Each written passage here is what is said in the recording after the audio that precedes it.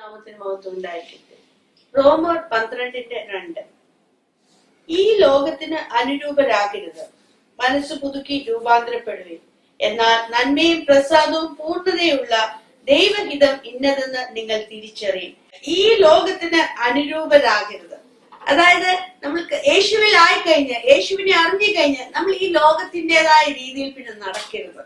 ലോകത്തിന് അനുരൂപരാകാതെ മനസ്സ് പുതുക്കി രൂപാന്തരപ്പെടണം. നമുക്കൊരു രൂപാന്തരം വേണം. എപ്പോഴും ഒരു പുതുക്കം നമ്മുടെ ജീവിതത്തിൽ ഉണ്ടായിരിക്കണം. നമ്മൾ മനസ്സ് പുതുക്കണം. നമ്മൾക്ക് രൂപാന്തരം, നമ്മളുടെ മാറ്റം സംഭവിക്കേണ്ടത് നമ്മുടെ മനസ്സിനാണ്. നമ്മുടെ പ്രാണനില് ആ രൂപാന്തരം ഉണ്ടാകണം. മനസ്സ് പുതുക്കി രൂപാന്തരപ്പെടണം. നമുക്കൊരു തീരുമാനം എടുക്കണം. നമുക്കൊരു മാറ്റം വേണമെന്ന്. ഞാൻ കഴിഞ്ഞ കാലം ജീവിതത്തിൽ ജീവിച്ചതുപോലല്ല. ഞാൻ ഇന്ന് കർത്താവിലായെങ്കിൽ, ഞാൻ കർത്താവിൽ കൂടുതൽ ആശ്രയിക്കുന്നെങ്കിൽ എന്നിലൊരു മാറ്റം എനിക്ക് വേണം. എനിക്കൊരു മാറ്റം വേണമെങ്കിൽ ഞാൻ തീരുമാനിച്ചാലേ എന്നിൽ ആ മാറ്റം സംഭവിക്കത്തുള്ളൂ. മനസ്സ് പുതുക്കണം. ഒരു പുതുക്കം പ്രാപിക്കുവാൻ ഓരോ ദിവസവും പ്രഭാതത്തിൽ എഴുന്നേൽക്കുമ്പോൾ നമ്മൾ തീരുമാനിക്കണം, ഒരു പുതുക്കം. കഴിഞ്ഞ ദിവസത്തെ പോലെയാണോ ഇന്നും? അങ്ങനെയല്ല. ഓരോ നിമിഷവും നമ്മൾ പുതുക്കം പ്രാപിക്കുവാൻ മനസ്സ് പുതുക്കണം. നമ്മുടെ മനസ്സിനൊരു മാറ്റം വരുത്തണം.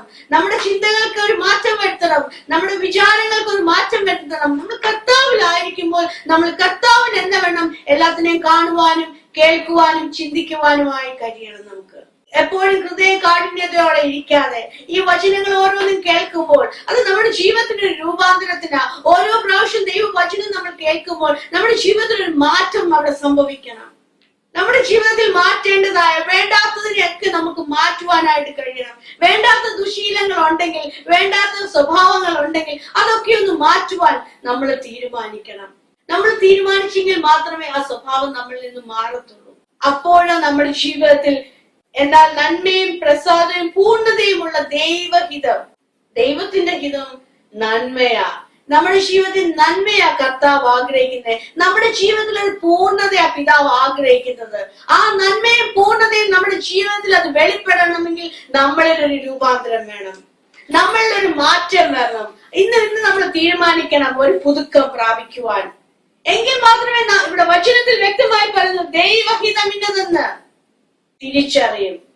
എന്റെ ജീവിതത്തിൽ എന്റെ കർത്താവിന്റെ ഹിതം എന്താണെന്ന് ഞാൻ അറിയണോ?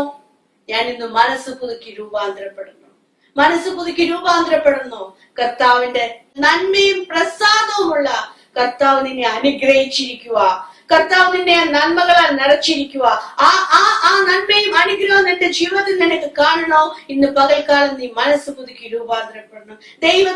നിന്നെക്കുറിച്ചുള്ള ദൈവത്തിന്റെ ഹിതം, നിന്നെക്കുറിച്ച് ദൈവത്തിന്റെ ഹിതം എന്താണ്? നിന്നെക്കുറിച്ച് ദൈവത്തിന്റെ ആലോചന എന്തുവാ? അത് വെളിപ്പെടണമോ? നിന്റെ ജീവിതത്തിൽ നിനക്കത് കാണണോ? ഇന്ന് പകൽക്കാലം മനസ്സ് പുതുക്കി രൂപാന്തരപ്പെടണം. ഒരു പുതുക്കം പ്രാപിക്കുവാൻ കർത്താവിന്റെ കരങ്ങളിൽ നമ്മളെ ഏൽപ്പിച്ചു കൊടുക്കണം. ഈ വചനങ്ങൾ ദൈവമായ കർത്താവ് നിങ്ങളെ ഓരോരുത്തരെ അനുഗ്രഹിക്കട്ടെ. ഒരു നിമിഷം പ്രാർത്ഥിക്കാം. പ്രിയ പിതാവെ, സ്തുതിക്കുന്നു. യേശുവിന്റെ നാമത്തിൽ നല്ലൊരു പകലിനായിട്ട് സ്തോത്രം ചെയ്യുന്നു.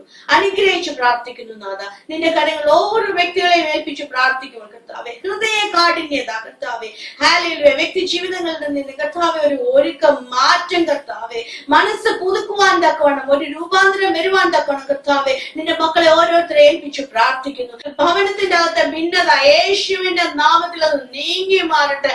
ഹസ്ബൻഡ് വൈഫ് തമ്മിലുള്ള ഭിന്നത യേശുവിന്റെ നാമത്തിൽ അത് നീങ്ങി മാറട്ടെ.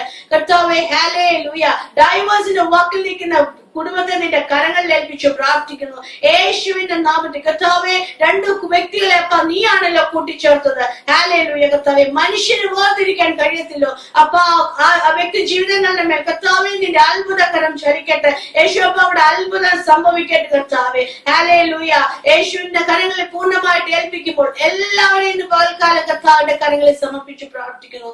അപ്പൊ നീ ഓരോരുത്തരെ നന്മകളാൽ നിറച്ചിരിക്കാൻ സ്തോത്രം, അനുഗ്രഹിച്ചിരിക്കാൻ സ്തോത്രം. യേശുവിന്റെ നാമത്തിൽ തന്നെ ആമേൻ.